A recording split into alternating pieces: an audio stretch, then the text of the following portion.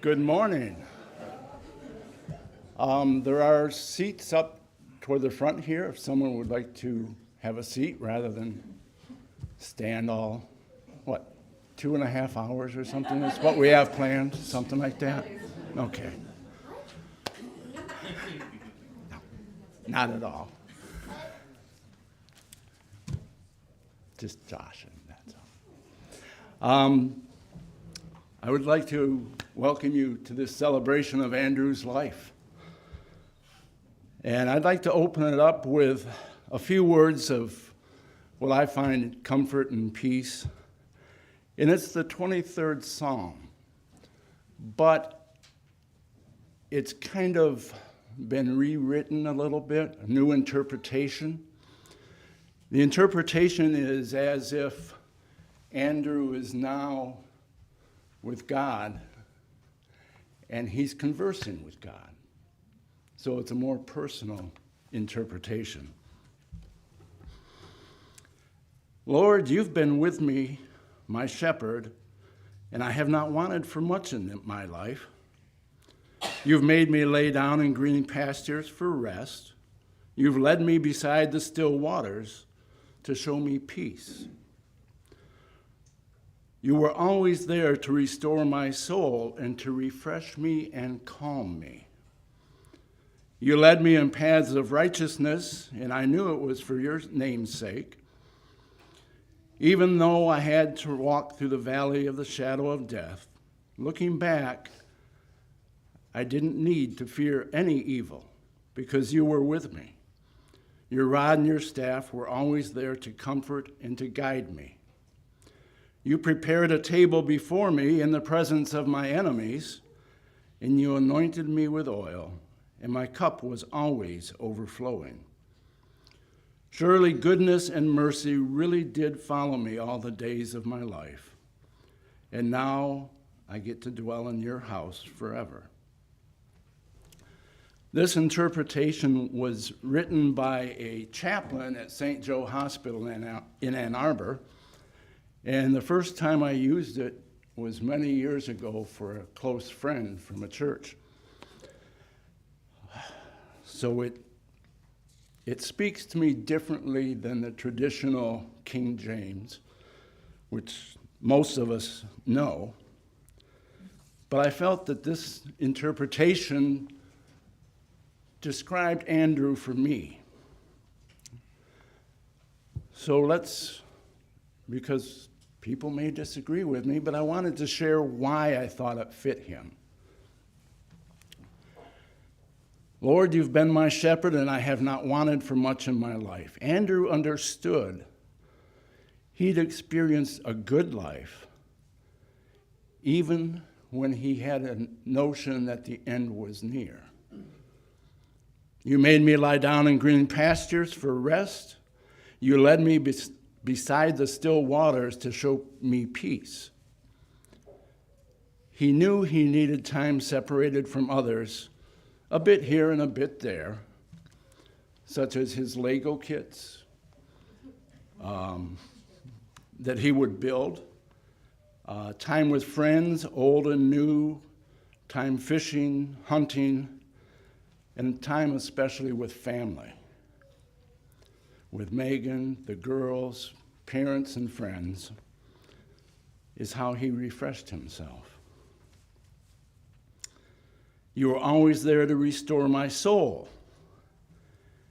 Andrew would seek renewal and calmness through things like his guitar, reading, and other ways with family and friends.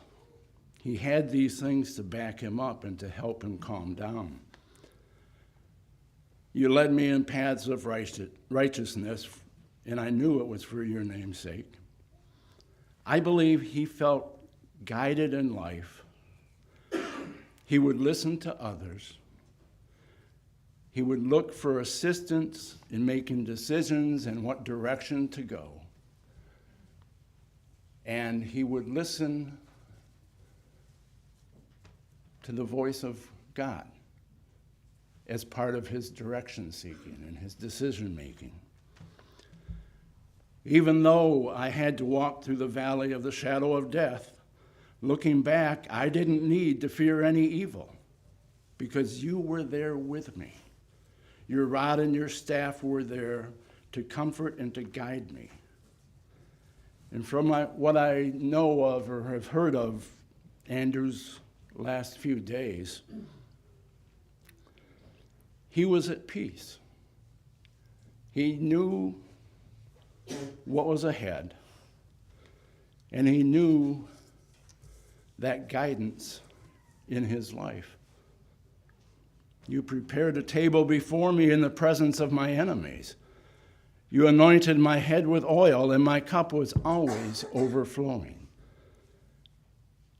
Andy, looking at his life, though shorter than any of us here would have desired, he saw he had a full, happy, complete life. He was very satisfied. Surely goodness and mercy really did follow me all of my days, and now I get to dwell in your house forever. Observing Andy's life in totality, I believe he was happy looking back at his life, what he had accomplished, the family he was raising with Megan, and he was satisfied. And at that point was looking forward to a rest from what was happening to his body, to be with his Creator. Now, you may be sitting there asking yourself, well, who's this guy up front just kind of running on about Andy?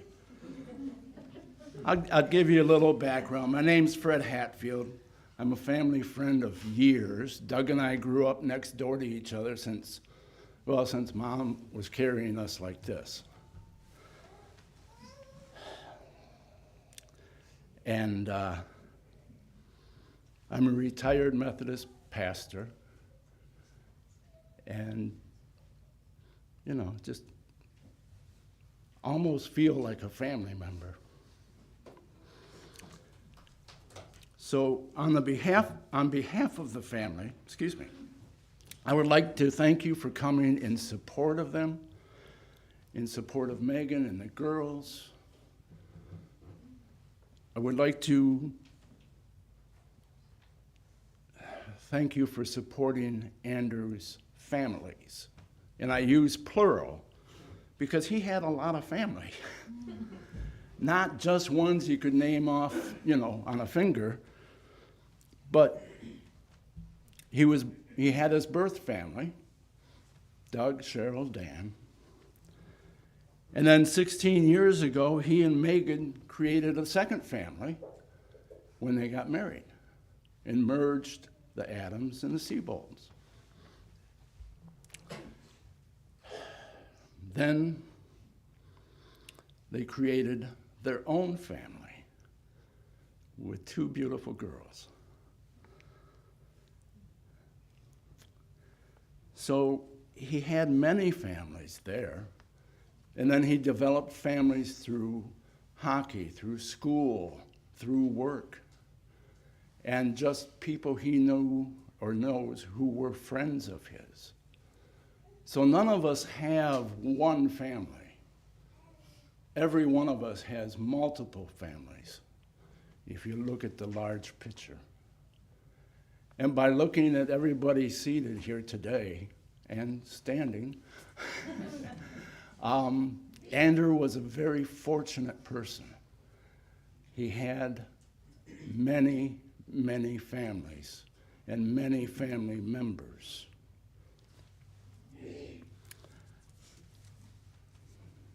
To all of his families, particularly his immediate family, his family of birth, family of marriage,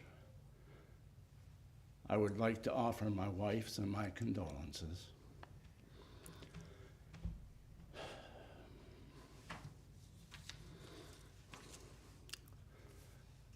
Personally, we will miss the times we had to spend with Andrew and his family, but we are looking forward certainly to times where we might be able to spend time with Megan, the girls, the rest of his family, Doug, Cheryl.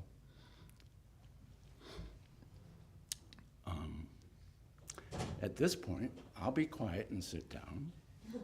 And Megan, come on up.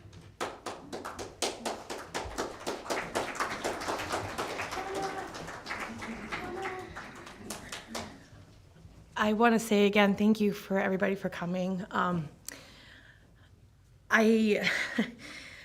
I didn't realize how much this impacted so many of you, and to me, I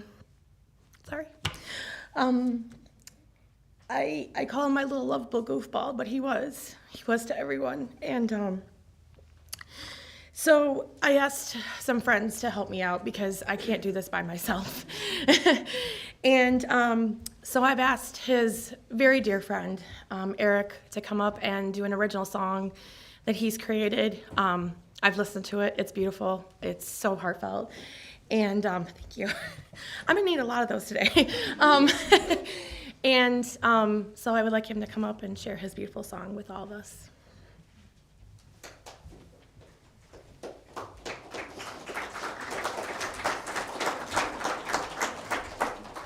Hi, good morning.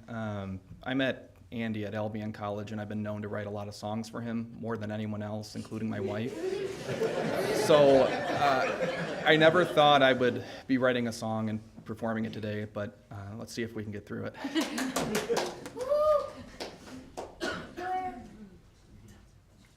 it's not one of the songs we've heard about, right?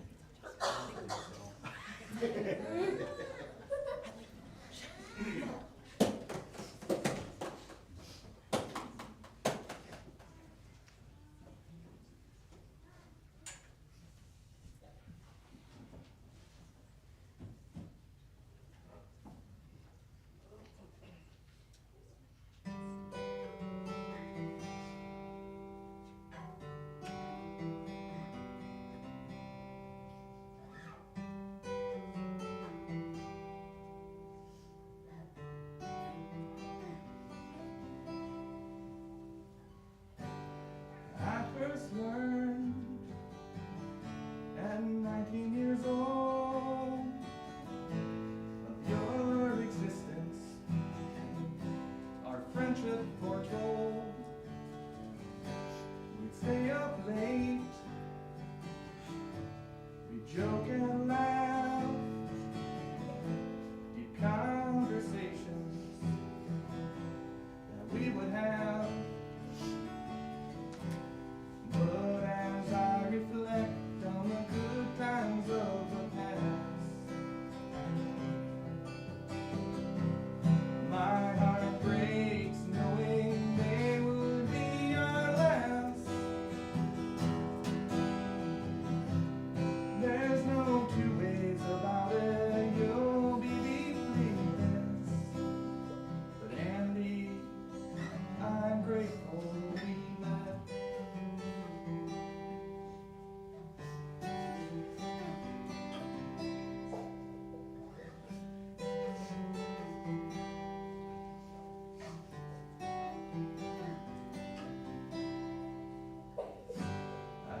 and you were gone just the other day. Waves of emotion had their way. Time heals all, or so they say, but I'll never let your memory fade. And as I reflect on the good times of the past, my heart breaks knowing they will be our last. There's no two ways about it, you'll be deeply missed. But Andy, I'm grateful we met.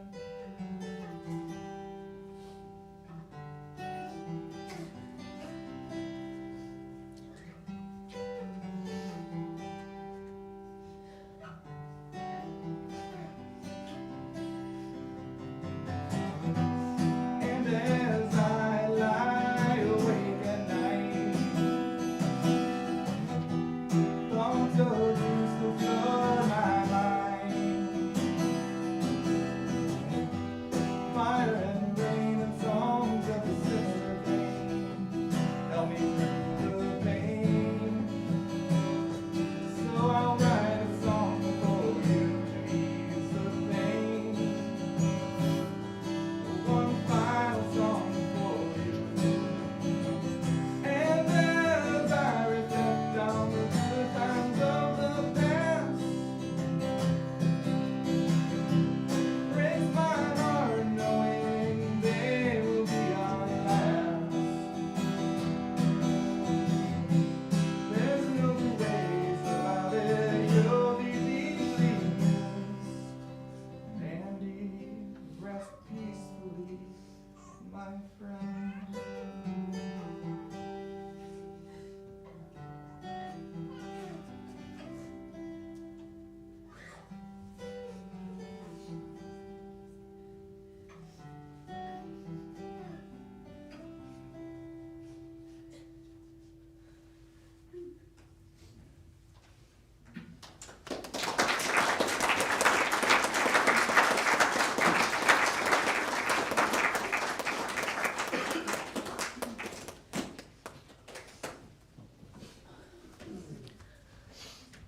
Eric, I can safely say that was a beautiful song.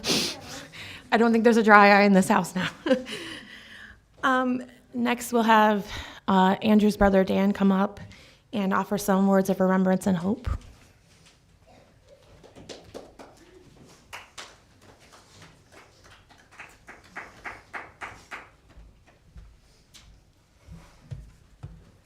Hi, for all of you that don't know me.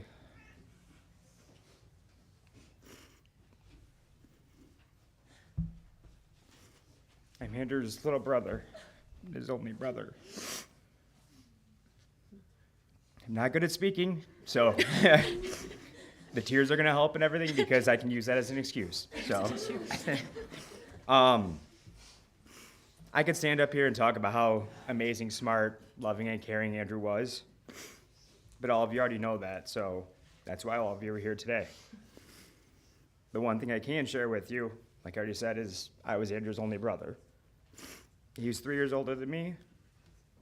He graduated with my wife, Amanda, and he meant the world.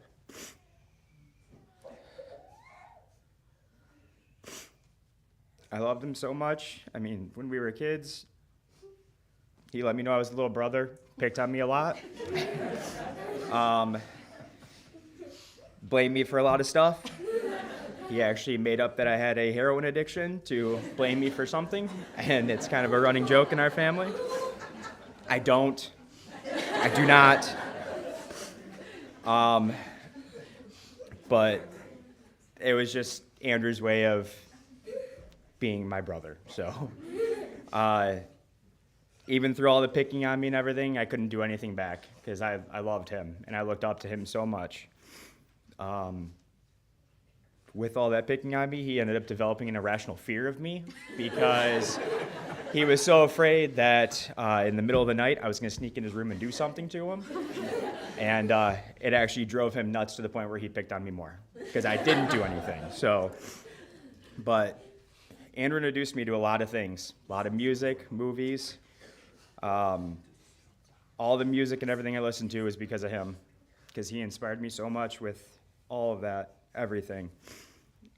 We've even gone to a few concerts together. We went to see Tool at Little Caesars Arena, one of his favorite bands, Incubus, with Megan and then my wife Amanda, and Sublime was another band there at Pine Knob.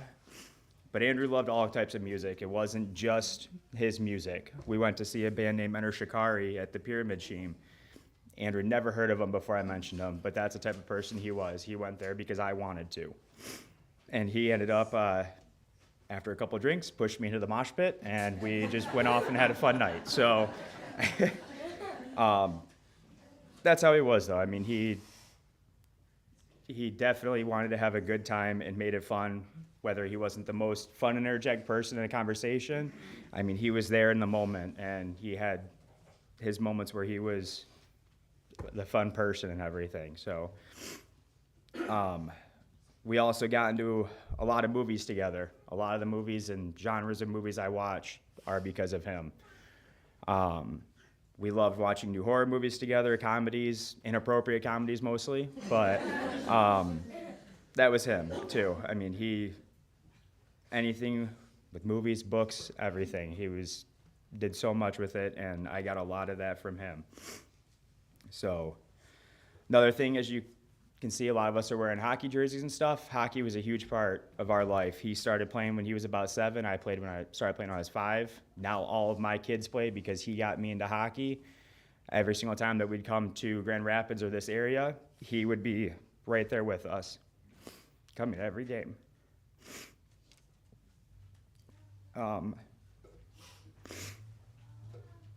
Sorry.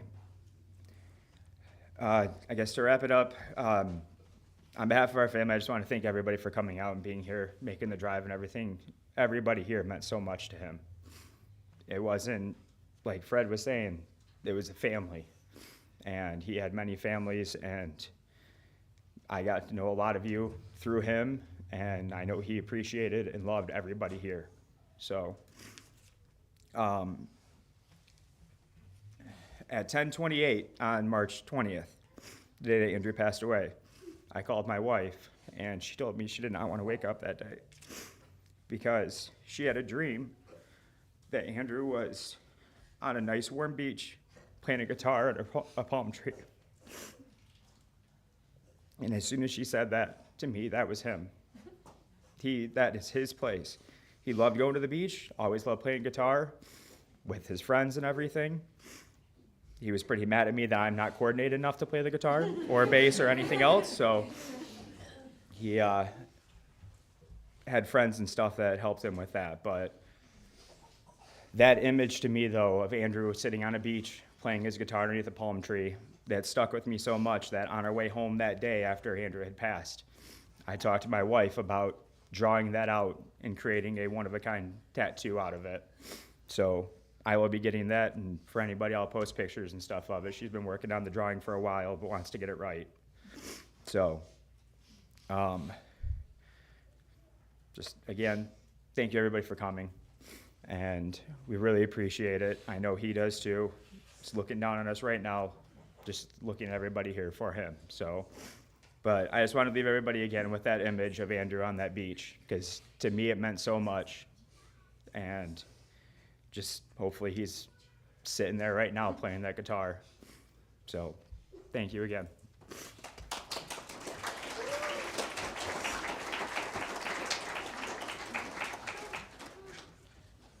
Thank you, Dan. That was beautiful. Oh, now I get to talk. This is going to be fun. I've asked a few people to come up and share a few words and stories about Andrew. Each group comes from various eras because we know he was a Swiftie in his life, because that's who he was. He wasn't, by the way, but I can say that now. He's a Swiftie, whether he likes it or not. leaving an impression on everyone who knew him best, and also being humble and grateful about it all. I am grateful that they will come up and get to share these thoughts about the man that we knew as Andrew, or Andy, or Grizz, or even a dear friend. So to start us off, we're going to have two individuals who will remember him well in the workforce. Colin and Jessica, if you guys like to come forward, I appreciate it.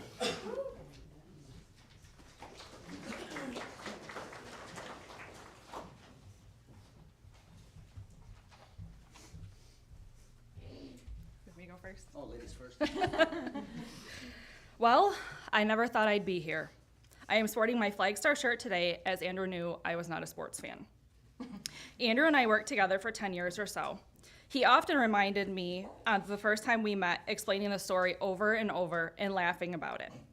Each year he would get a movie theater refillable bucket of popcorn.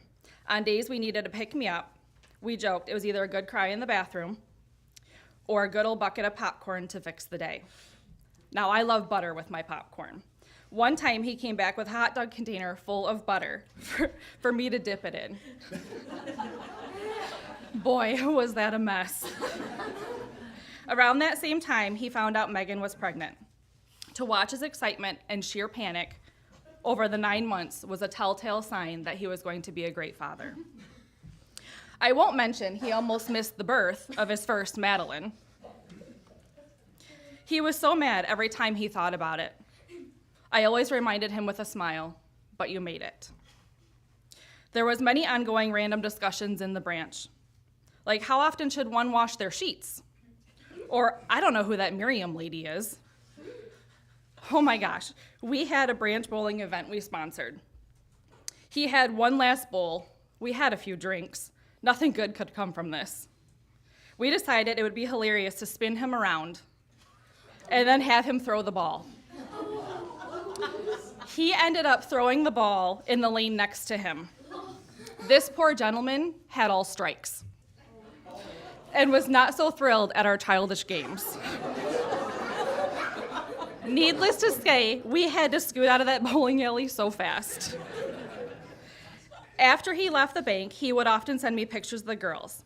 He was elated when he learned how to braid their hair or was able to attend their dance recitals. He loved his girls and would do anything for them, all three of them. We often talked about vacations, movies, family, and laughed over my failed Pinterest attempts. I was able to speak with Andrew after his diagnosis. I told him to stay positive and think happy thoughts. My mission was to send him daily text messages of all the good memories we had or uplifting quotes. My first and sadly last text message read, "Hey, remember that time you bit my shoulder when I tried to hug you?" He hated hugs. I knew once he hadn't responded to me that something was terribly wrong. The following day, I was praying for him and his family, and my light flickered. I said, "Andrew, that better not be you." I reached out to Megan the next day to find out they had succumbed to the illness. I was heartbroken to hear the news. He was such a wonderful guy. As I was driving home that evening, all the memories began to flood back. At that moment, I looked over as I passed the Adams Street Elementary School. The following morning on my drive, I was praying for Megan and the girls. I happened to look over, and it was the Adams Street exit sign.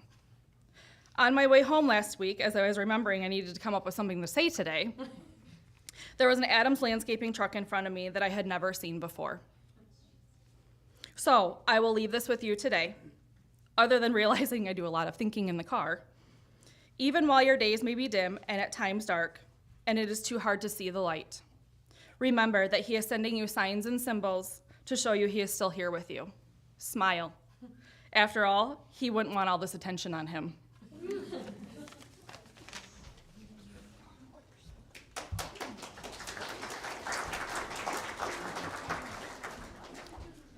I don't have any shoulder-biting stories, so I do apologize. But he did once try to blame a heroin addiction on me, so I guess we do have that in common, perhaps. So everybody, I'm Colin Lewis. Andy and I first started working together almost 4 years ago.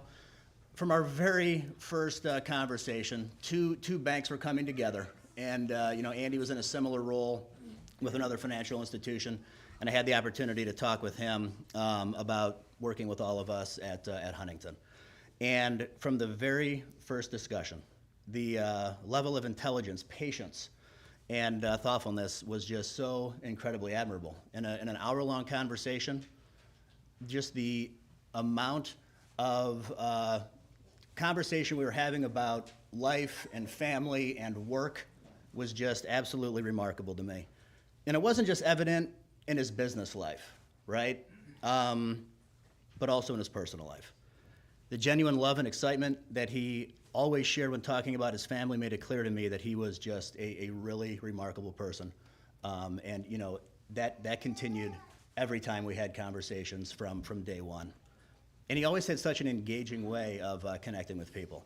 And this is something that, you know, was his ability to so quickly find common interest with someone and turn that into future conversations every time they talked was just absolutely incredible to me. Advisors on our team shared stories about getting back into hockey because of Andy and his passion for the sport, or how when he was out driving or taking walks, he'd see a unique bird. One of the people on our team very much into bird watching, so he would take pictures and send her photos of those birds because of her love for bird watching. Personally, Andy and I talked a lot about sports, music, and comedy. There was only one recommendation that I ever gave him, that it was a horror movie.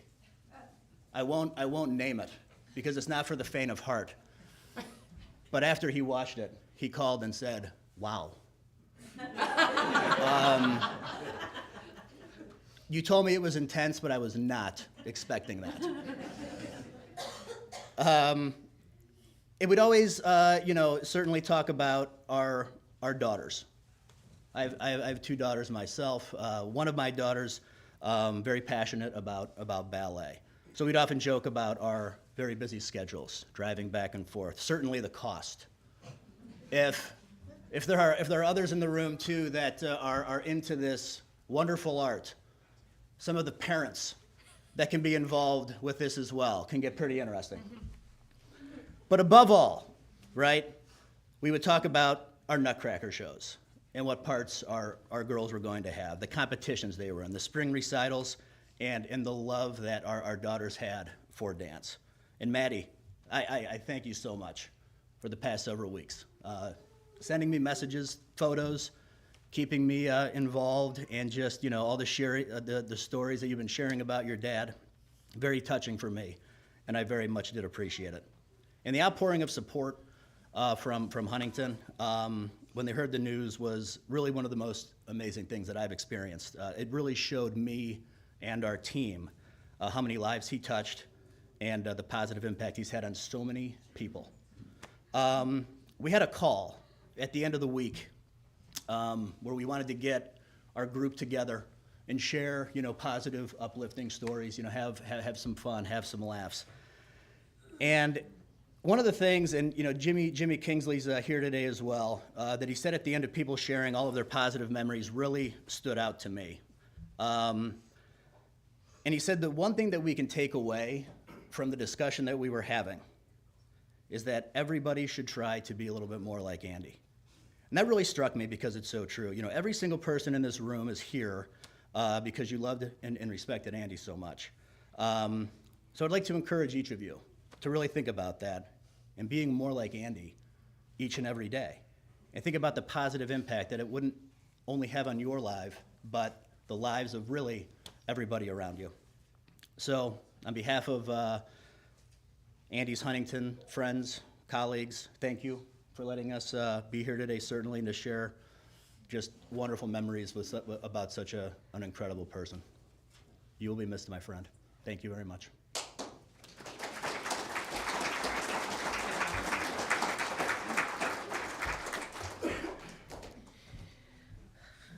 Next, we have two people who remember Andrew fondly from the good old Albion days.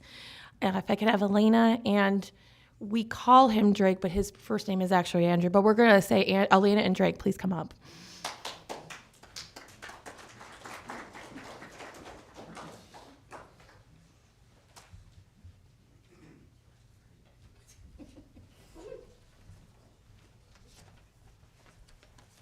Good morning. Walt Whitman writes, "Do I contradict myself? Very well then, I contradict myself. I contain multitudes." Though I would never say he contradicted himself, Andy certainly contained multitudes. My name is Elena. Andy usually called me Bates. At the time, I thought it was preparation for my career that I was working towards in education, but the older I get, the more I think it was a reference to Psycho. So he also occasionally referred to me as Joe. I have written and rewritten this more times than I can count, trying to capture what knowing Andy meant to me. What it boils down to is this. I could talk all day about the friendship I shared with Andy and still not scratch the surface. None of us could. So in honor of Andy's love of sports, I've decided to go with a highlight reel. When Andy transferred to Albion in the fall of 2005, he lived on the same floor of the Twin Towers as my good friend Megan. I went over to meet her so we could walk to chocolate, and more chocolate together because, well, who doesn't want to start the year with a chocolate fountain buffet? Just say it. There was this tall, terrified-looking young man standing outside the door of 402 South. And I remember looking to him and, in my usual tactful way, saying, "Hey, new kid, come hang out with us." And that was it. That was all it took. From that moment forward, I was among the many lucky souls to call Andy my friend. He and Megan shared a love that was instantaneous, and I will always think of myself as blessed to have been there for the origin and the big moments along the way. They fell very steadily in love that fall. We had a couple conversations of Megan saying, "Do you think he likes me?" And me saying, "Duh." And him asking me the same, "Is she interested?" "Duh." And that was it. That spring, Megan studied off campus, and Andy and I missed her fiercely. We ate most of our meals together in Baldwin Hall. Both English majors, we shared a love of literature. Though both hockey fans, we did not share a love of the Red Wings. He asked me fairly regularly what head trauma I had suffered that I could possibly root for the Penguins. As much as I love him, I could not bring myself to wear Red Wings today. Conversation just flowed with Andy, and even when we disagreed, we did so respectfully. During one of our dinners in the spring of 2006, Andy picked up a table tent from the Res Life department for applying to be resident assistants and said, "We're doing this, Bates." Argument was futile. That decision changed the trajectory of our lives and many of the lives sitting here today. We both met some of our closest college friends through our time as RAs. I'm proud to say my first year, I was blessed to work with Eric and Wesley. And his second year, when he was assigned to Twin Towers with Andy, I told both of them, "You will be the best of friends." I'm not sure how seriously they took me, but they definitely remember it, and I'm honored for that. I would not be the teacher I am today had I not been an RA first. And though I sometimes find myself exhausted at the end of a week and wondering why I continue, I am always grateful Andy gave me the push. Sometime in the fall of 2000, trying to read and cry at the same time, doesn't work. Sometime in the fall of 2006, Andy compared me to Josephine March from Little Women, which is when calling me Joe started. I will never forget the expression on his face when I confessed I had never read the book. He loaned me his copy, and by loaned I mean shoved at me across the table, and then threatened not to speak to me until I finished it. Andy was, of course, spot on in his comparison between myself and Joe. But that was Andy, a shrewd judge of character and a fierce advocate for being exactly, unapologetically who you were. The respect and support he showed his female friends portended the fantastic girl dad Andy would become. Andy told me a week before spring break 2007 he planned to propose to Megan, and he expected me to keep my mouth shut. Though I never would have intentionally betrayed his trust, influenza struck the next day, and I spent the week at home in quarantine, which certainly did not hurt. Andy brought people together. Our friend Beth Middlestat called him the glue. I held close a blur of memories featuring many of the faces I see here today, crowded around Andy's room in Twin, talking, playing Guitar Hero, and enjoying the perks of being 21. In a group or one-on-one, Andy brought out the best in us all. Commencement arrived far too soon, but I was seated directly behind Andy, a fitting conclusion of our college journey together. I had a migraine that day, and he fanned me with his program and made sure I didn't pass out. It was one of the countless times Andy took care of me as he cared for all of his friends in his quiet, practical way. Even when the real world meant being apart was the norm and not the exception, we kept in consistent contact. I got to see Megan and Andy and later Maddie and Bella with each trip home to Michigan. On the most recent trip in 2022, we spent the visit in their backyard watching our daughters and our dogs play together. Andy and my daughter Brooksley bonded quickly. She loved her Uncle Andy. He was kind and as loving as an uncle as he was as a friend. I remember commenting, I could not believe we had been friends for almost 20 years and how many big life events we bore witness to for one another. We discussed how much we looked forward to sharing all the years and the big moments to come. I will grieve the rest of my life for those lost years. Maya Angelou says it best. And when great souls die, after a period, peace blooms, steadily and always irregularly. Spaces fill with a kind of soothing electric vibration. Our senses restored, never to be the same, whisper to us. They existed. We can be and be better, for they existed.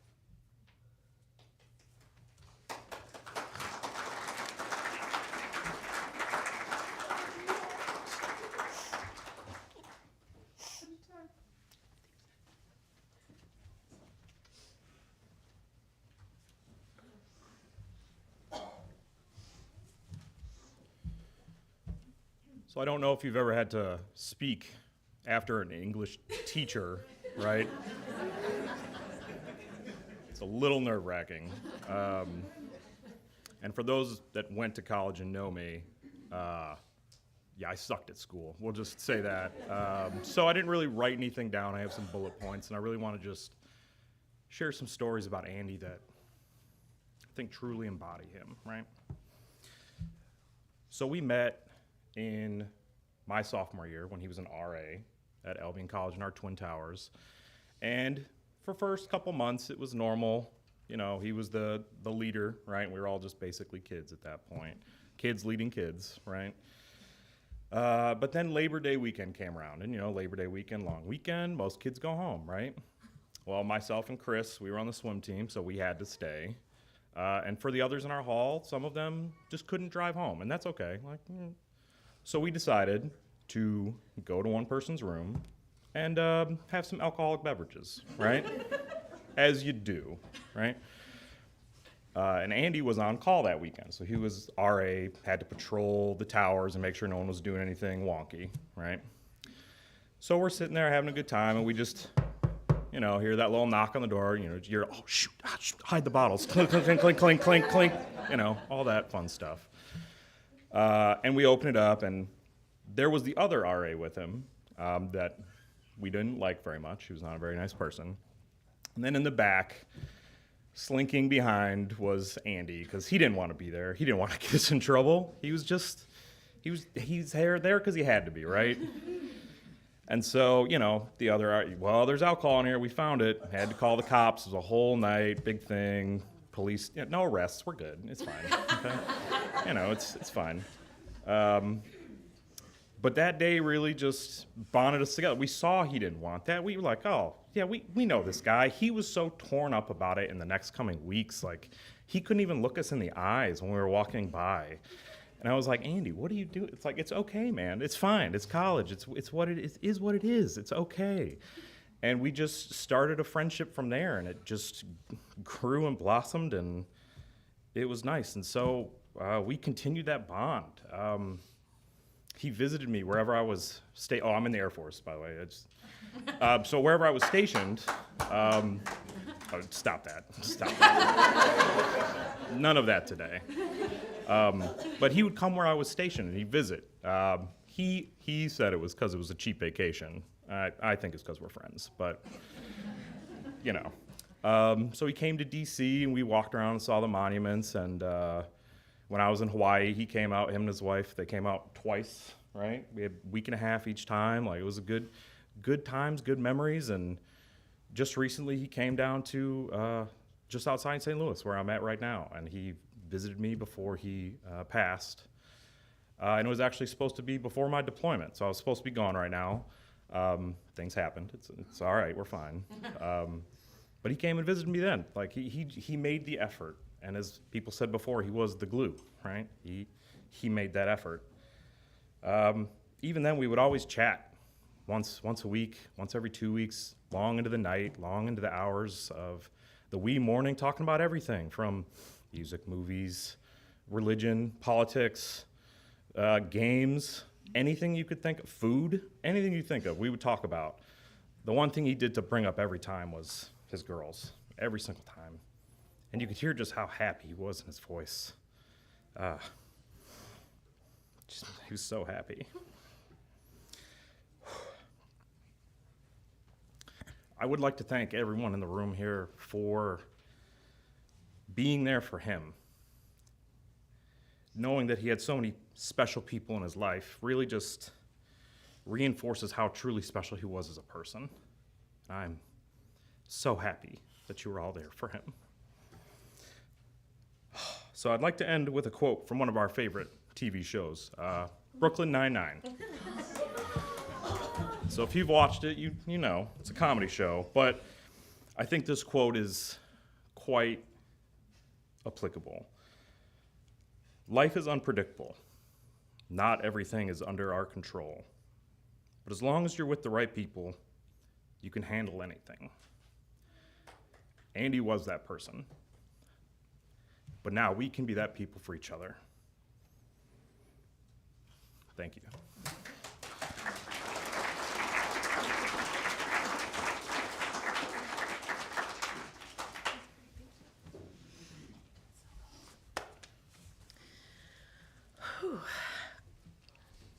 Thank you both for that. That was beautiful.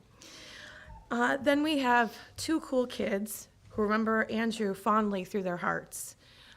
Bridget and Tommy, would you please come forward?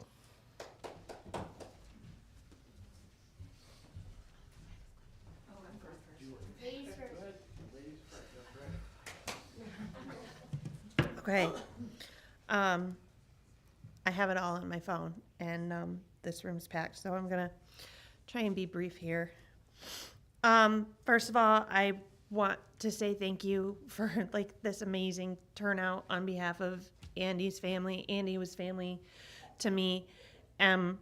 He would probably hate this right now, but here we are because we're celebrating his life and for Andrew just being an amazing human being. I'd love to share a few minutes of Andrew and my time with him. I've known Andrew for 9 years, being his neighbor. Meg and I actually met when our girls were in ballet together. Madeline was 3, Amy was 3. And we realized we were looking at each other and we were like, you look really familiar. Like, why don't we know you? Turns out we were neighbors. We lived across the street from each other. We a really close neighbor. So after that, Meg and I formed a really close and fast relationship, and I also formed a really close relationship with Andrew as well.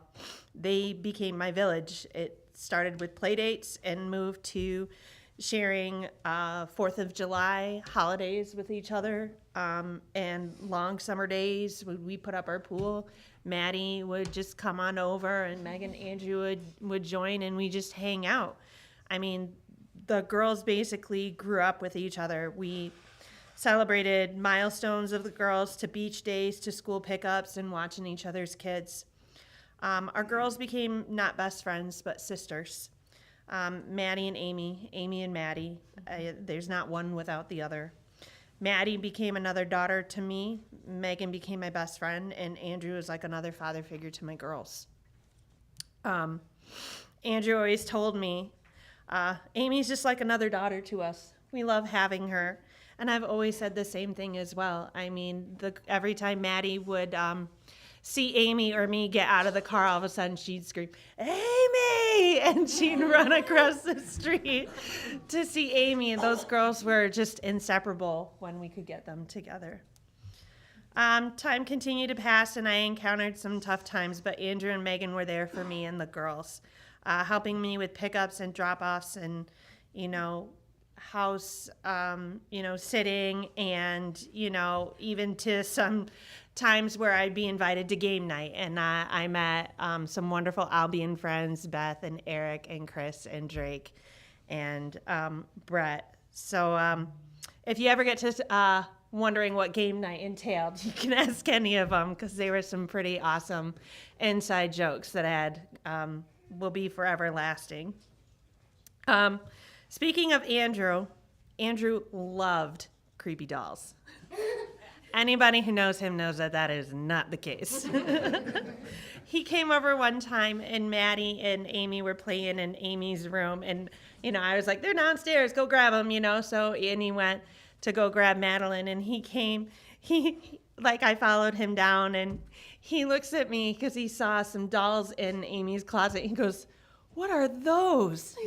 "You're a monster." I was like, "What? They're my grandma's dolls. Where else am I going to put them, So that night, Megan was out of town, so I was texting Megan, and I even talked to Drake a little bit, and I was like, I'm wondering if I should do something with this. I ended up putting one on his car windshield, and he woke up to it in the morning. That was mistake number one, because he knew who put that there. So it was on. He ding-dong ditched me. I ding-dong ditched him back. He was too clever. I was caught. I was also not fast enough. So eventually, back and forth ensued with the doll, and he ended up putting the doll in the trash. And he was horrified to know that even Megan was in on the joke. Andrew, we all knew, loved his girls. That is everything he always talked about. He found them hilarious, and he will tell this story over and over again. One time when Amy was over playing with Madeline, they were really oddly quiet, so Andrew went downstairs to kind of look at what was happening, and he was like, "There's water everywhere." And then he looked, and Amy and Maddie were playing mermaids in the fish tank with their Barbies. And Andrew was like, "Whose idea with this?" And Amy immediately goes, "It was Maddie." Amy just ratted her right out. And Andrew will never forget how so quickly Amy was to just, whoop, it was right there. And he was like, "I hope Amy and Maddie are longtime friends." Amy's gonna need somebody or Maddie's gonna need somebody like her. All anecdotes and jokes aside, what I'd like to say is that, Andrew, even though you aren't here, your legacy lives on in your girls. And the village of support will continue. And we will enter a new normal, and you will always be in our hearts.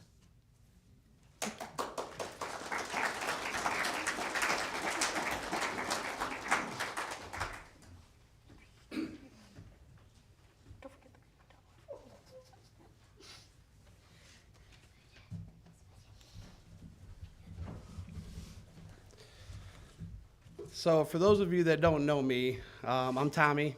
I played hockey with Andrew. We met about 20 years ago when we played hockey for JCC. He got to play a little bit more than I did because that whole school thing got in the way, and I didn't do too well at that. But since then, Andrew and I have shared a lot of memories together. Everything from late night poker games, playing hockey, trips to Vegas, calling Megan at 2 o'clock in the morning when we're lost in Vegas, to meeting up for his birthday, surprise birthday. And that actually led to now my ex-wife and I getting married.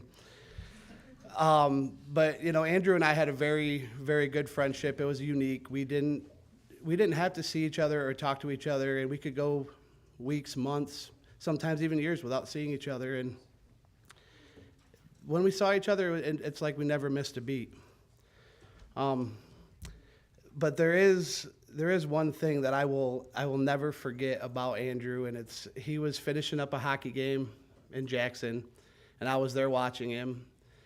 And he comes walking out of the locker room after the game, just half of his hockey equipment on, and he looks at me, and he says, "Well, there's no better time than when I'm half naked to ask you if you wanted to be in my wedding." And not many people know that story, but that is one thing that I will never forget. And how could I turn him down? How could I turn that down? And from that moment on, not only were Andrew and I very good friends, but Megan and I became very close friends as well. And there's nothing I wouldn't do for her, the girls, Doug and Cheryl, Dan, Amanda. You guys, I'm very fortunate to be involved with your family for the last 20 years. So thank you very much for including me in this, and I really appreciate it.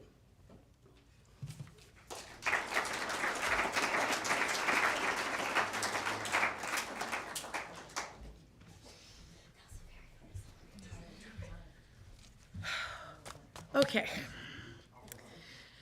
So now I get to talk. I promise to keep this brief-ish. We'll find out if I have my papers in the right order. So now Maddie and I get to speak about, yes, if you want to, come on up. As I sat down to write this, to try to find the right words and the right tone, because that's what Andrew excelled at. He was an eloquent writer. He knew exactly how to compose the perfect sentence. And it's evidenced by the many letters he wrote to me over the course of our relationship. You see, he was not only the most intense Georgia fan or passionate Red Wings fan, Lego master, bookworm, or even the most dedicated Dungeons and Dragons player, Shaden, he was my best friend. Our lives crossed paths at Albion, but we determined we might have run into each other sooner since his family lived in Chelsea and my aunt and uncle lived in Stockbridge, just minutes apart. Our lives were a lot of happenstances, from choosing the same college even after having a favorite college over Albion, to picking the same dorm and just so happened to be going down to an opening college weekend event in August of 2005, to me chilling in my dorm room one night, just watching one of my favorite rom-com movies from the early 2000s, Win a Date with Tad Hamilton, and Andrew stopping by my room to talk to me for hours before we mutually agreed becoming boyfriend and girlfriend made sense. You see, I struggled in high school to have friends, so when Albion became my college destination, I was ready to see where I could go. And then reality set in and made my first semester at Albion very difficult. I wondered if I would ever adjust. I also had lost a dear cousin in the winter of 2004, so life really threw a lot at me. 2005 started off in a positive direction with joining a sorority and finally feeling comfortable with who I was. So when I started in the fall of 2005 semester, I was determined to make this year a year where I wasn't going to pursue any relationships, simply for the fact that I had my amazing girlfriends and I was set. And then Andrew walked into my life, and I wasn't the same. He was shy and quiet, but there was something about him that drew me to him instantly. So on the night of September 9th, 2005, I was bursting with happiness, so much so that I called my mom to tell her I had my first boyfriend at 2 a.m. We spent our college years doing internships and Andrew being an RA and playing for Albion's college hockey team. He was the best boyfriend ever. From our first month of dating, bringing me homemade guacamole and a dozen roses and a bear, to letters and notes all the time, and to turning my co-op apartment in Ann Arbor into a candlelit oasis on our first Valentine's Day with a slideshow of pictures and with the song You and Me from Lifehouse playing in the background. He treated me like I'd always wanted to be treated and loved. In the winter of 2006, we talked about getting married over spring break, or Christmas break, excuse me, but we hadn't got really super serious about it, or so I thought.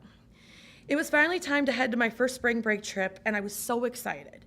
Getting to spend a few days with my boyfriend away on a trip was something I looked forward to.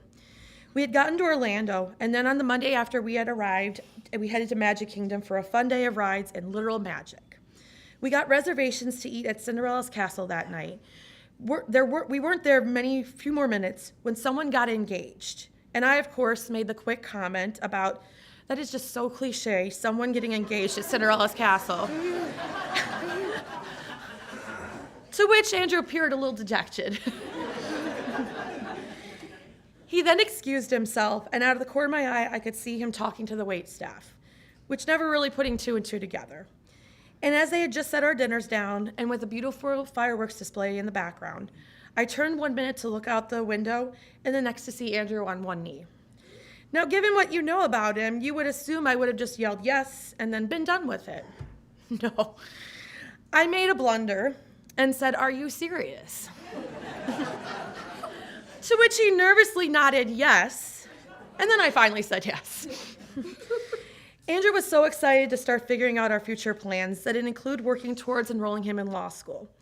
I remember day after day just looking at his wall of law school options while we figured out together where our lives would go next. It was like a complicated math problem. So many factors, from where would make sense for us to where he would want to continue his schooling. So he worked hard to get an awesome score on the LSAT, and once he did, the sky was the limit on his options. It was a crisp fall day our senior year when I made my usual stroll from my apartment to his dorm room, and as I walked towards him, I could see the smile on his face get bigger and bigger. Once he yelled out from a few feet away that he had been accepted to Georgia Law School, I ran as fast as I could, screaming with joy as I jumped into his arms. Between gearing up for law school, finishing up our senior year, and planning a wedding, Andrew had a ton on his plate, but he was the best fiancé I could ever ask for. After we got married, went on our honeymoon, and moved to Georgia all in the span of a week, in July of 2008, we knew our journey on our own was going to challenge us. Andrew always had an upbeat attitude about it. Even a few more challenges came along our way with his Crohn's diagnosis and living so far away from home and keeping up with the expectations of law school. He was always steadfast in his commitment to his family, which at the time was CT and Lucy, our 2 cats, and me. Once his law school journey was coming to a close, it was a very easy decision for us to move back home to Michigan. Grand Rapids had everything we could want, and so once he finished law school in May of 2011, back to Michigan we came. We talked about kids soon after we got home, but he wanted to wait a little so we could settle into our new home. When I told Andrew that I was pregnant on his birthday in 2012, he was a bit shocked, but very happy. He was amazing during my pregnancy with Maddie. I had an easy time, but he made it even easier. So on the day after our Grand Rapids Griffins won the Calder Cup in 2013, I went to work as normal, and Andrew went off to work himself. At the time, we only had 1 car. As the morning progressed, I got more worried about something being kind of wrong and, notified my boss at the time that I needed to ride to the hospital.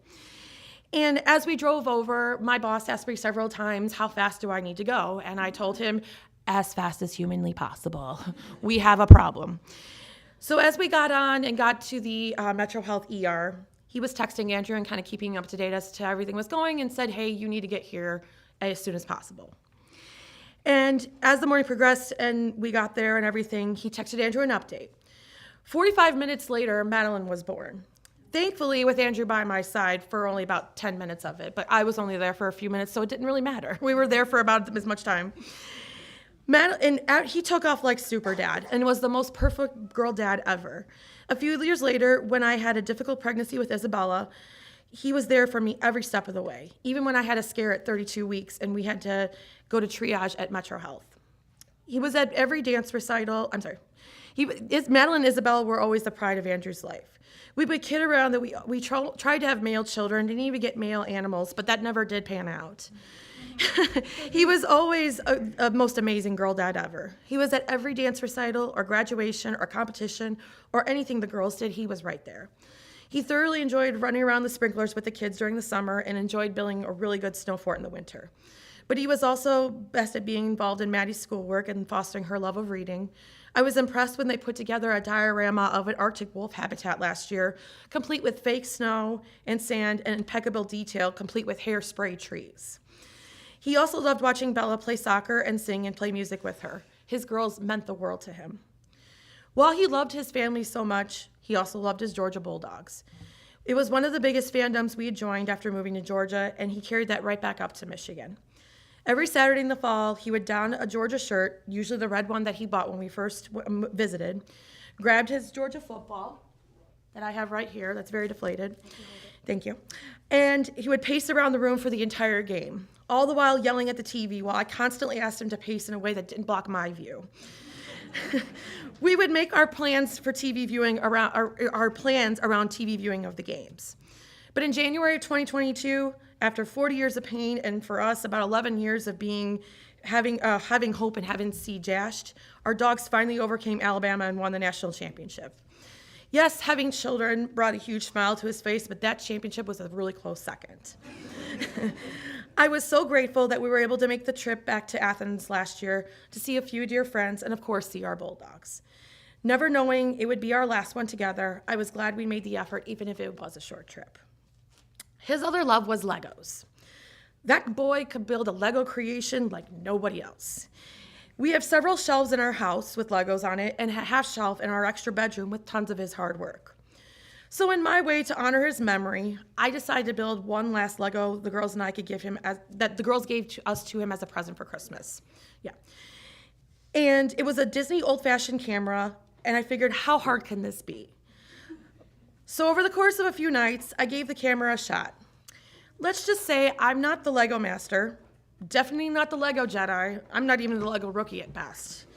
It didn't turn out as the box made it look, and this is what we have left.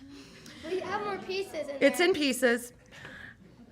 I'm sure Andrew is laughing in heaven right now because I never, in the almost 19 years we knew each other, built a Lego with him. It was I was attempting my way to honor him, and I hope at least gave him a good laugh. But I did find out why we never built Legos together as a couple. Very evident in my haphazardness. I can say that the last few months have been nothing short of difficult. I didn't imagine having our year start out with all of us catching a touch of the flu bug and not even having that be the hardest part of the year. I didn't imagine seeing him one day doing pretty okay and the next day coming into the ICU having hooked up to several machines. I didn't imagine going home on March 20th, 2024 with only his heartbeat in a vial and his fingerprints on the teddy bears he gave the girls. I didn't imagine going to a funeral home to plan out my husband's memorial. I didn't imagine holding his hands as he took his last breath this year. I didn't imagine having to hug my girls as they cried, wondering where their daddy is. But I do know what an amazing community and village the girls and I have. I couldn't even begin to explain how much love and support and donations and meals and messages and calls and so many other things have made all the difference. I know a thank you is 2 simple words, but they honestly don't even come close to how I truly feel. I have been told how strong and inspirational I am, but it's only because of those of you who sit here today and those of you who came yesterday. Whether you traveled from a far distance, sent a simple how are you, let me go on a ton about Andrew, thank you from the bottom of my heart. You were all my heroes and my angels.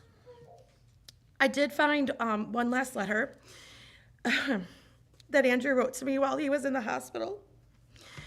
He asked me the day he went into the hospital to pick a few notebooks and the book Dune. He said he wanted to keep some notes of his treatment and the plan going forward and also his daily life. I was going through some of his old stuff and soon after he had passed and found a black notebook, the one here. I was curious what he wrote down. What I found was a letter he started writing to me. Unfortunately, he never finished it. But the words he did write were exactly what I needed to, were exactly the same words the first man I met. And I would like to share that with you all. Yeah, it's fine, I got it. And just by the way, his nickname for me was Maggie because he loved The Simpsons. And so that's where he was called, I called him my homie, he called me Maggie, so this is a love letter to Maggie. I want to take some time in these pages to remember the fun, good times and adventures we had. Days together at Albion when we didn't really know just how carefree we lived. Years in Georgia when we learned how to rely on each other for everything. Weeks we've had spent exploring the Caribbean and Mexico, Hawaii, and I don't even know what that word is, and something. through it all, we managed to raise 2 little girls, and that's how it ended. Andrew, I'm forever grateful for the wife and mother and human being you helped me become, and I will love you forever. I hope you feel the kiss that I send up to the sky each night, and I know that you'll be in our hearts forever. Thank you.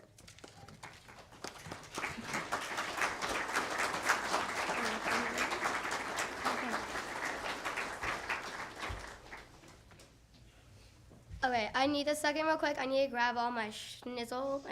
I would like to say stuff. I'm not going to say crap because I know there are some babies here. I am trying to keep this kid friendly. I don't want this to be inappropriate, so I'll just be back in a second.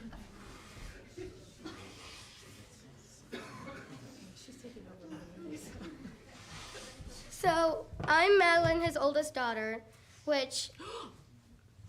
Mom, no. Okay. Oh, God. Anyways, continuing on without thinking that my mom just... I was his oldest daughter, and I got my passion from reading from him. He was the person that I could rely on. From that one time I got into a fight with a friend. We are not doing good right now, me and her. I don't know what I'm gonna do, but I mean... I'll figure it out. So, a lot of people might have saw if you signed in your notebook over there by his Georgia, like the poem thing. I don't know what it is.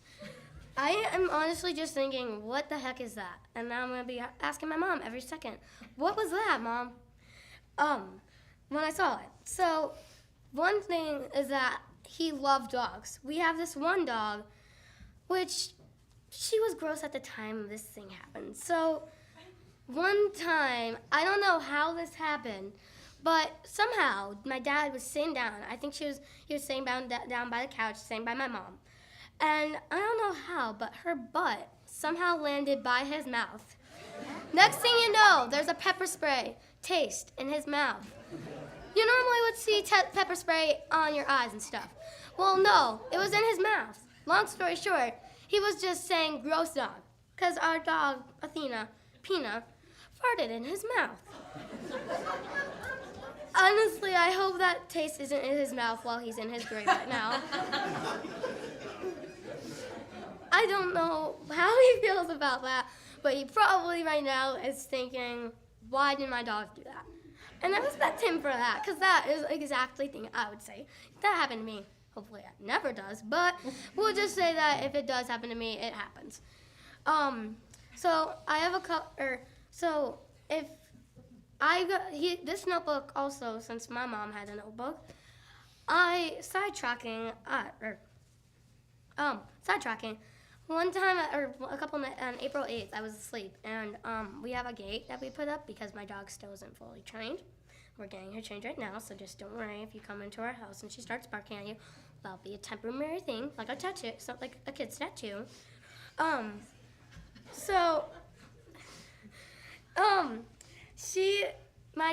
My cat Lucy, which I don't know if any of you mentioned her.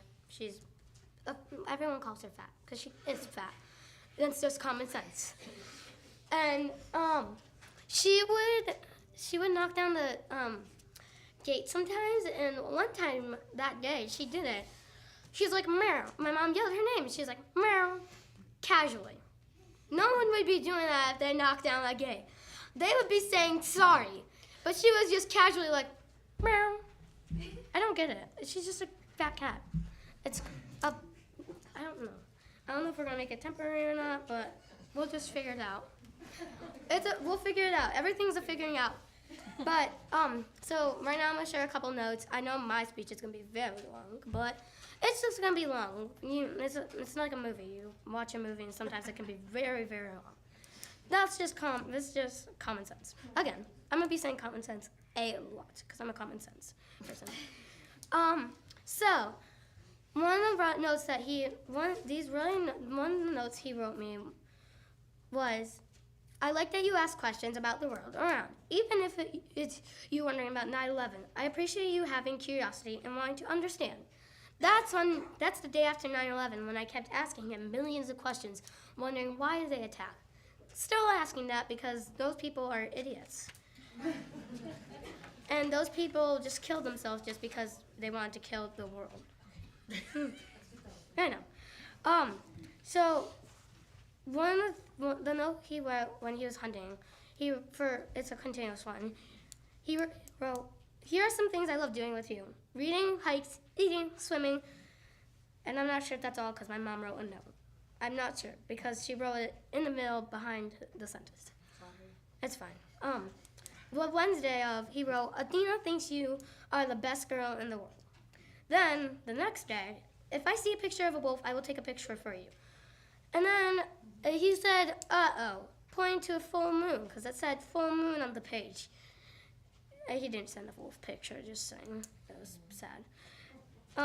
Next day, "Always love yourself, Madeline. Live life, giving yourself a reason to love yourself." Next day, big dad hug, and 10, 9, 8, 7, 6, 5, 4, 3, 2, 1. So dot, dot, dot, because I'm not trying to keep you guys in for too long. And then next one was, "Sorry, I forgot this day. I'm out of practice after a week off.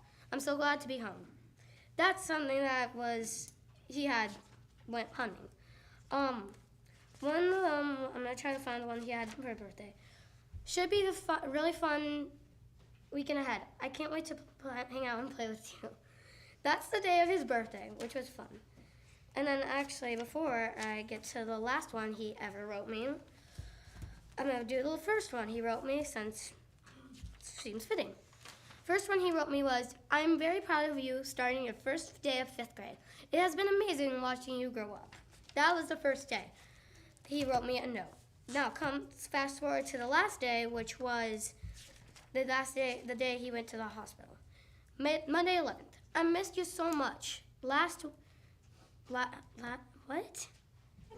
It says last. Anyways, Dad, what was this one? "I'm really glad we are all home again. I love you." That was the last one he wrote me, which I wish he could have written me more. Because the day I went to the hospital, I asked him if he could try and write me a couple more since I thought that wasn't going to be his last day. Turns out it was, and he had a medicine that was foaming up his tongue, I guess.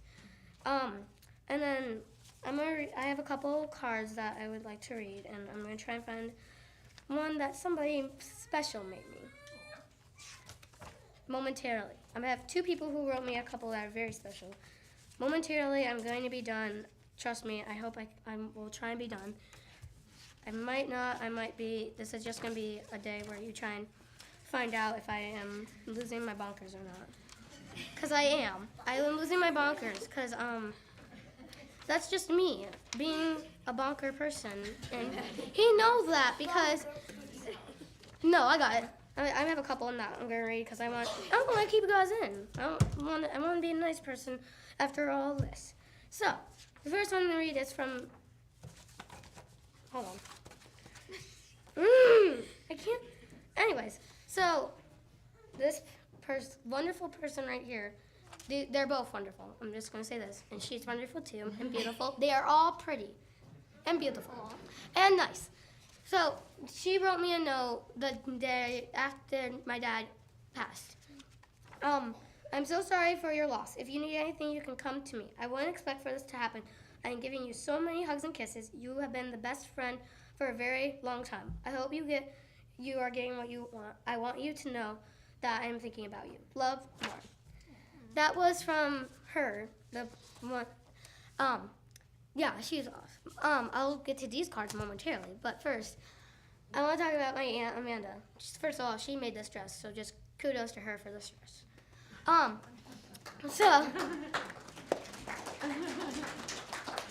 So the day she told me a story when I called her once, saying that when she watched her grandma pass away, she was asking God to give her a sign. She ended up having a butterfly land on her knee, which I now have a weird obsession of butterflies after all this, because we went to Meyer Gardens. Then, when my dad's grandma died, Grandma Flo, 2 butterflies landed on her knee.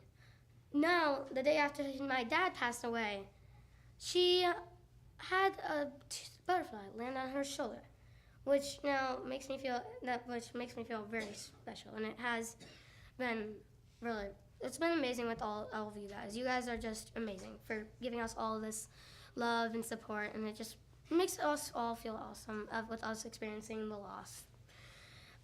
Now, this is gonna get into a little bit of I don't know if I should be sharing this, but I am, because I am an adventurous person who my mom and a couple people know who my crush is, and I don't want to name his name, because if he is somehow here, well, this is gonna be awkward. So he wrote, "Hey Maddie, I heard the news, and I know you don't know me very well." Wait, this might be a Mario. Oh, well, but but I want you to know I'm very sorry, and I hope you can come back to school soon, because we are very looking forward to seeing you again. But I hope you're doing well, and I'm really sorry for your loss. I think I might have improved a bit of that. I don't know. I might have. Anyways, again, taking a break from cards, I'm just gonna give a couple special thanks to people who. Everyone's been amazing. I'll just say that right now. But these people, you guys have all been standing out to all of us, and I want to just give a couple of thanks. So, first one I'm going to give to is Kylie, my dad's amazing cousin. I am so excited to be your bridesmaid in your wedding, and I'm very excited. And just a huge thanks for texting me and obviously being pretty, because you are beautiful and pretty. Then next, my mom, who has been here for me and just giving me hugs whenever I need them, and also being pretty. We can just saw it, everybody. Next, Mr. Al, my mom's boss, for letting us go to Great Wolf Lodge. It was a blast. I had imagine fun. Not saying because the water was blasting a lot, but just because. You know what I'm talking about. Next, Colin's dad's boss, who, he already came out, for just texting me and being there and also being there and just texting me. It's just been awesome to have a lot of people to text me. Then next, Amy, for being here for me, because she's been awesome, and she is the most awesome best friend. And I know a lot of people, I have a lot of best friends. I could start naming them, but that would take about maybe 50 hours. Literally.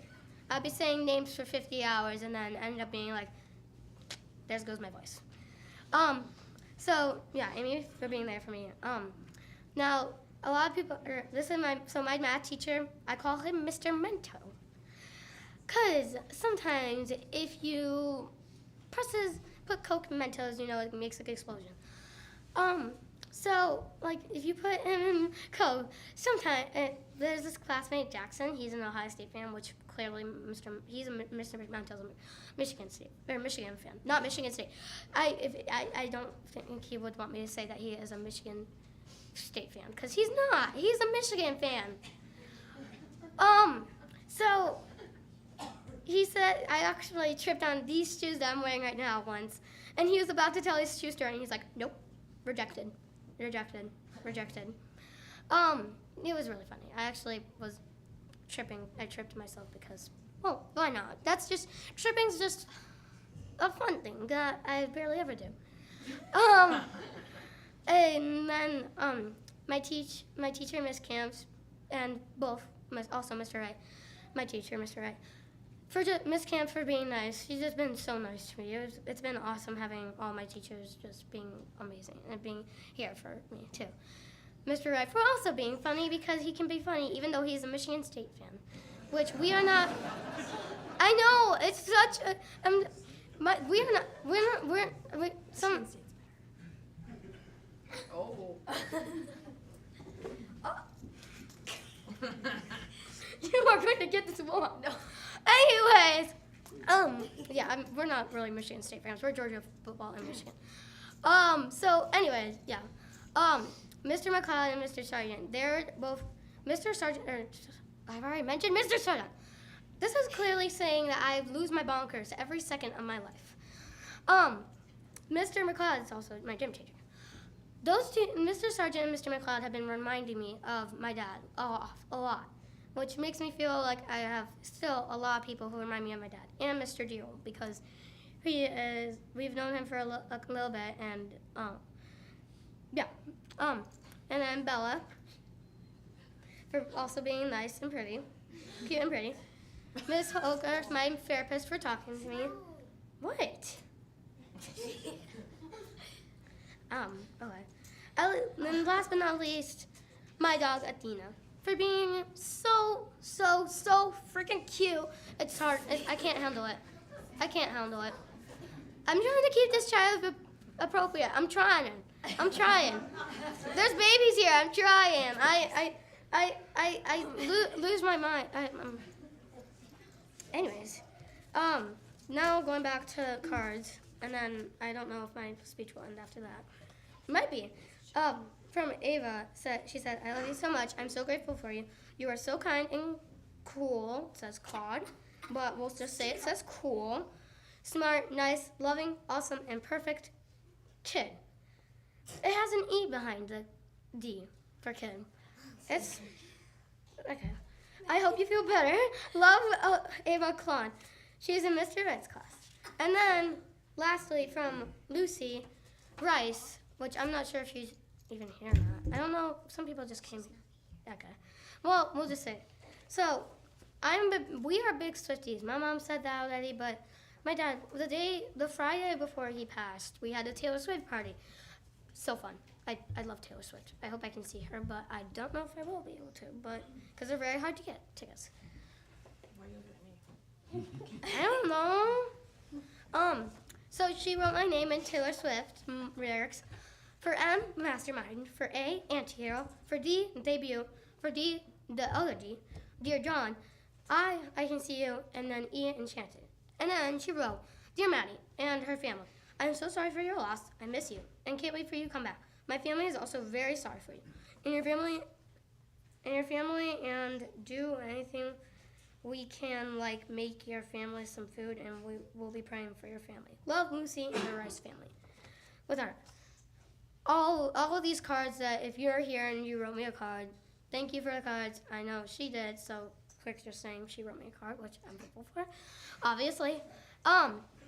I love all the cards, and and thank you everybody for coming today. It has been amazing just to celebrate.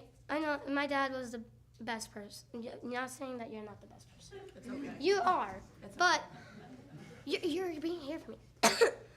I need to get a drink, but which is why I have an iced Starburst. It's very good. I recommend trying it out. It's very, very good.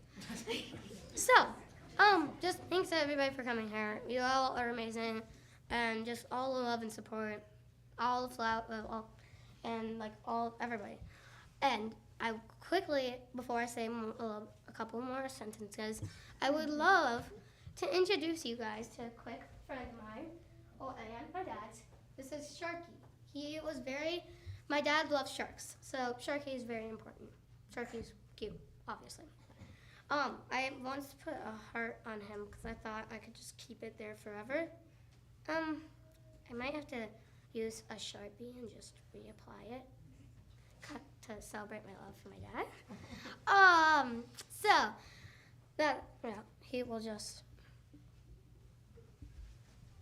momentarily. So all in all, thank you everybody for coming and celebrating. Even though this has been the worst thing that happened in my life, just for coming and celebrating that he was an amazing guy. Man, baby. Dad. We'll say that he would act like a baby at some points, because he would sometimes he would be a little bit of a baby sometimes. And to everybody who is a baby, I'm not trying to offend you. I'm sorry, but he acts like a baby. But anyway, thank you everybody for coming. We all love the support and love that everybody came here. Thank you for celebrating my dad, even though we wish this didn't happen. Thank you for celebrating him.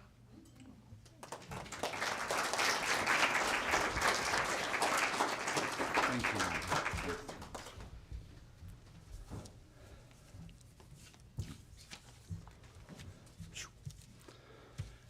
Thank you, everyone, for sharing.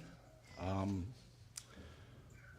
it's quite a day today, remembering Andrew. There are a couple of things, excuse me. I think there's a couple of things I'd ask everybody in attendance here to do. We've celebrated Andy's life joyfully, some tears, a lot of smiles. But I would ask that in the days, weeks, months ahead, stop and just think about Andy. Give one of the family members a call, send him a card, a text, an email, whatever the most current fashion is to use between your thumbs, because I can't do that. Because in the next few months, they're really going to need our support.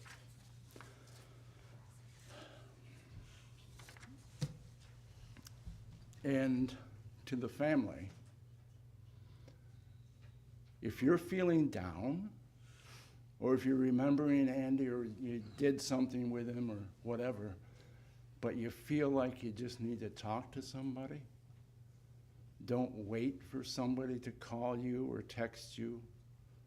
Reach out and say, hey, I remember when we all did ABC together with Andy. You remember this time? People do get busy. They do forget to call because they have things go on in their own lives. So feel free to reach out and share. Because today is not a day that's over. It's a day that still goes on. And we're going to remember. And it's going to hit us hard. And it's going to hit us joyfully.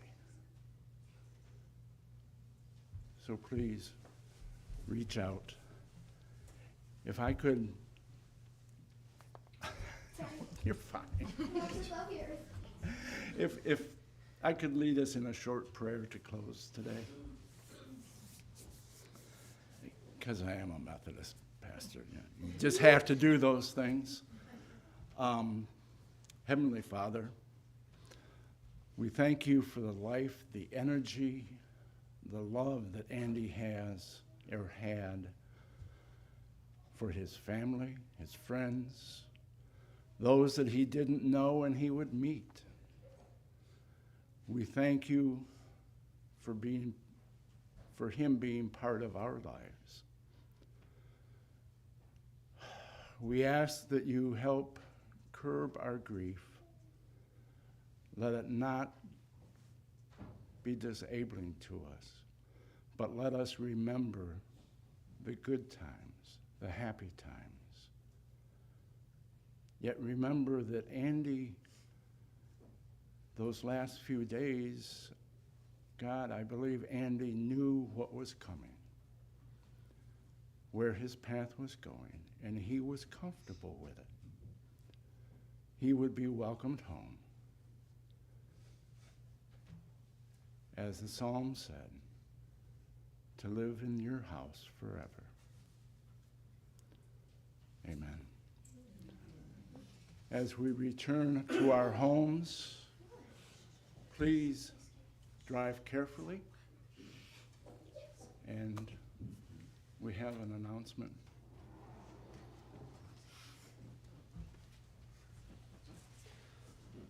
This does conclude the services for Andy here at the funeral home. On behalf of the family, we do wish to thank you for all of you attending with her in his memory today. After you are dismissed, though, you're welcome to join with Andy's family downstairs for a time of fellowship and refreshments and lunch following the services here. If those of you who need help with assistance with the stairs, we have an elevator on the far side of the lobby. We'll have staff members available to help assist with the elevator there as well. I'm going to dismiss the family from the front out the side door up here, and generally can keep dismissing that direction. The stairs is to the left as you head down the hallway. But please remain seated or ready when you are dismissed. Thank you.